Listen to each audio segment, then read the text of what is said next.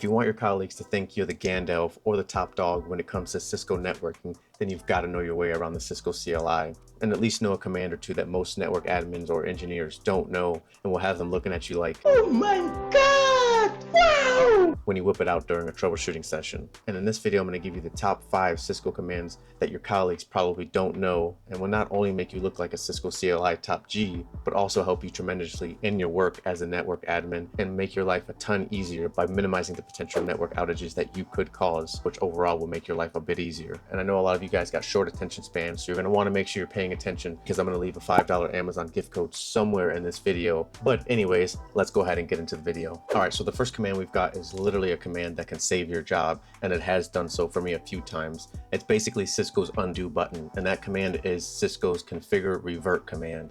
And essentially this is Cisco saying it's not a matter of if, but when you do fuck up, we've got your back. Basically, this is a command that allows you to enter configuration terminal mode and enter whatever commands you need to when you're making a change. However, it will revert those changes if you accidentally mess up. Essentially, you're setting a timer and you're saying, any commands I put in during this timer, revert them if I don't confirm and say this is good. Now, technically, you need to enter like 3 or 4 commands before you can actually use this command, but they take like literally 2 seconds. So I'm still technically considering this one command, because you only have to use those commands initially to set it up and you never have to touch them again afterwards. So fight me if you want. It's technically still one command. But anyways, let me go ahead and show you how to configure it. All right, so let's go ahead and jump into the lab so you can actually see how we set this up. So essentially, in order to be able to use our configuration revert timer command, which allows us to revert back to our previous configuration and save ourselves from any potential bad configuration that we input, we need to enable archives. And archives essentially are exactly what they are. We're essentially telling the switch to save the previous configuration as an archive, and we can save as many as we want previous revisions so that we can revert back if we need to. So to go ahead and do that, we need to log into our switch, and we'll enter configuration mode, and we're literally just going to type archive. And then from here, we need to go ahead and set up the path where we want to save these previous revision files for the switch configuration. So I will do path flash, and I'll just leave it at that. So that's essentially where it's going to be. Now you can create folders inside of Flash and then put the configuration files in there if you want and set it up that way. I'm just going to leave them here because it's just quick. And then from here, we are also going to type in write memory. And this essentially says every time I enter write memory or save my configuration, the switch is also going to create a revision file for our configuration. Even if we aren't using the configuration revert timer, it's going to go ahead and create that revision file for us so that we can revert back later on if we need to. And then we'll do time period 1440. And this is technically not really needed, but this is essentially going to tell the switch to go ahead and save its configuration every 24 hours, just in case, you know, someone else forgets to save a configuration, it'll automatically do it. And now we'll do max, which is also technically not needed. It'll automatically save, I think, 10 by default, but you can save up to 14 different configurations. So we'll just do 14, and that's it. Now you can actually use config revert timer. I will save it, right? And now we are good to go. You can actually type in the command show archive, and you can see your previous configurations. So we've got here, this is what the most recent one is, but prior to that, we have one right before this. Now, obviously we've set it up, but like, how do we actually use it? How do we save ourselves? So now we're actually going to go ahead and use the command. We're going to go ahead and make some changes and watch the switch revert them back if we don't save it. So we'll go ahead and do configuration terminal revert timer, and we'll just have it revert back in 1 minute. So now we're going to enter regular configuration mode. However, we have 1 minute to make our changes and confirm them. And if we don't, the switch will revert them back, right? So what I will go ahead and do is just create an interface. Maybe, I don't know, interface loopback 5, IP address 5.5.5.5, 255.255.255, right? So now I've got an interface here. If I do show IP interface brief, we see I have a loopback, right? But we can do all kinds of stuff. Let's say I actually go into my uplink for my switch, right? I think it's a GI 0/0. Yeah. So let's say I had 00 and I accidentally shut it down, or I mess up the trunking. I needed to add a new VLAN to it, but instead of using the add command, I just do switchport trunk allowed VLAN and only add that VLAN, which would technically take everything else off. Well, actually just cause an outage, right? Well, I don't have to worry about that, because we'll see here the switch is actually going to go ahead and revert my changes. So we'll see this loopback actually disappear here in a second. So you can see here, because I didn't confirm the configuration, the switch is going ahead and reverting everything back. And it's even showing you what it's doing to get rid of that stuff. So now if I hit enter, we'll do show IP interface brief, and we can see here that loopback is missing. I do not have it anymore. So it went ahead and reverted all my timers because I didn't confirm in time. Now, let's say I actually want to confirm, right? Let's say my configuration was good and I still have the timer going, right? So I'll do it again, configuration terminal, revert timer, and I'll just give myself 1 minute. Now I'll just do that interface loopback 1 again, or loopback 5, and I'll give it that same IP address again, and I can do show IP interface brief. There's my interface loopback 5. Now I can either just type write memory and save my configuration, copy, run, start, or you can just do configuration confirm. And this is essentially going to tell it, hey, I like my configuration, it's good to go, don't revert. And from there, we're good to go. I can do a write mem and it won't revert back. I'm not going to sit here for a whole minute, but you get the idea. This is super helpful, especially if you're doing something where you're not 100% sure it's going to work out. You can just throw this baby on there, and worst case, it's going to revert back. If you cause an outage, most likely no one will even notice. So this is very, very good. This will save your ass, and it saved mine so many times. You're going to want to make sure you have this one enabled. Anyways, let's go ahead and move on to command number 2. Now, the next command we've got is a command that saves my ass a lot as well, and is essentially the poor man's version of our previous command, and it is called the reboot in or reload in command. And it's essentially a command that allows you to reboot your switch in a specific amount of time or reload it at a specific time that you designate, even after you've done some configuration like the configure revert. And I actually use it all the time prior to learning about configuration revert. And you might be wondering, well, why would I use this if I have configure revert?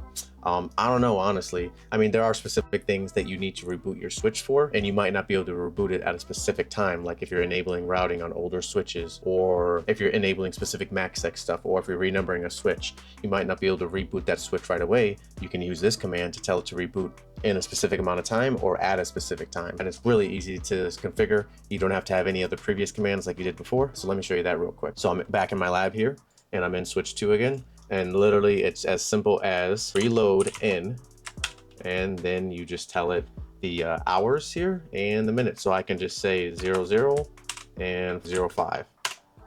And it's confirming, do you want to reload in 5 minutes? I will just press enter, and there you go. And now this is actually going to send out a syslog message. I think it's like every minute or so or something like that, letting anybody who's logged in know that it's going to reboot. Now, if you need to actually cancel this, you just do reload cancel, and that's it.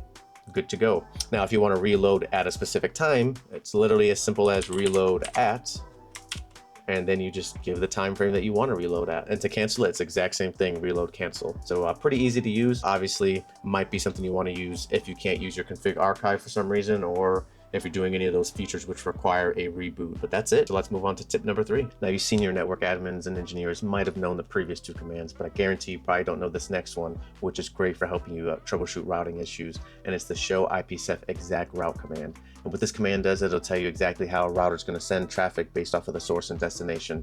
And yeah, of course, you would think you can just use show IP route, but what you forget is that show IP route is looking at the rib table, not the fib and the adjacency table, which are the tables your router is actually going to be using to forward traffic. These things take into account things like VRFs, policy-based routes, route leaking, and all this kind of stuff, which essentially will influence how a router is going to send traffic. We can set up policy-based routes, for example, that say if you're on subnet A and you're going over to subnet B, instead of sending it to the next hop that the routing table says it's going to send it to, I want you to send it this way. And you won't actually know the router sending it that way if you're not aware of that policy-based route and you're just looking at the show IP route command. So this command will actually take that stuff into consideration and will actually give you the correct next hop.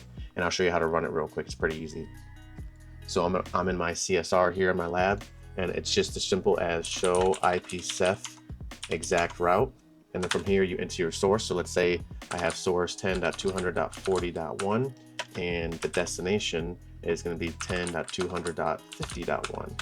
And this will show me exactly where the next hop is going to be, source to destination.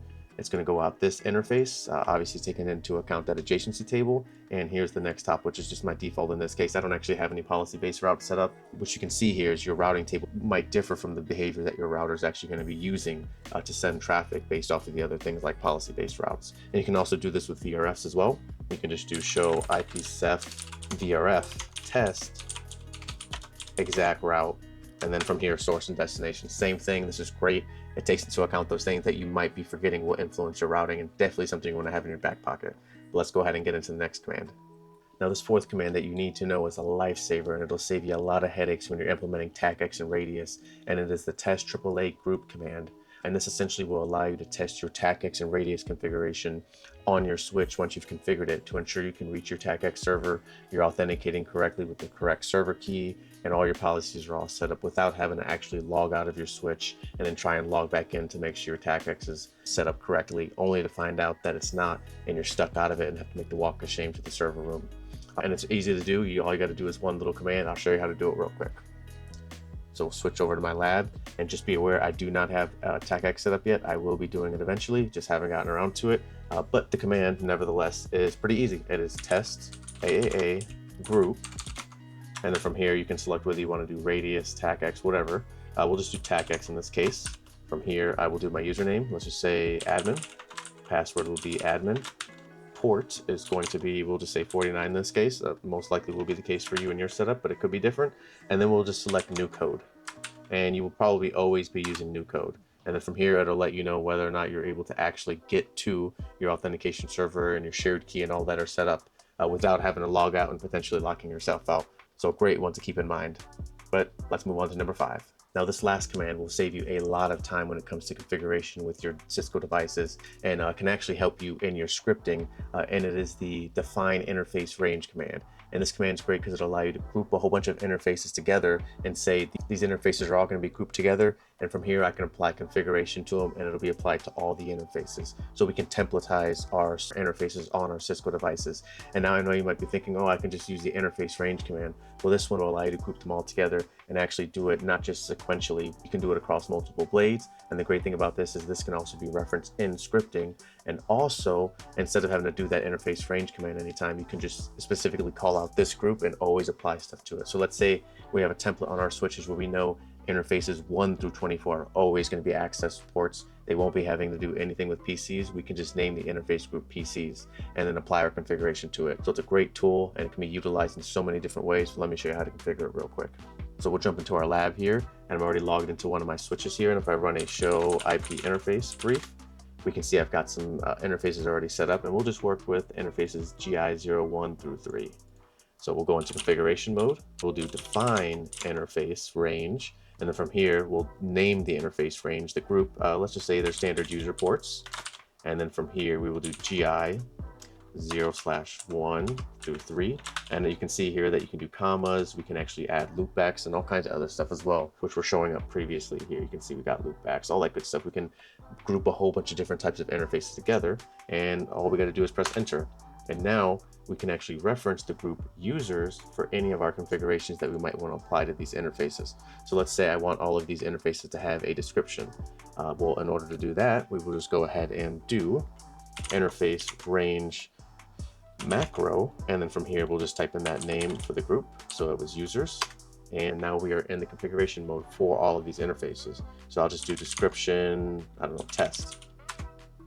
And now if I do show interface description, we'll see here that gigabit interfaces 01 through 3 all have that description on there.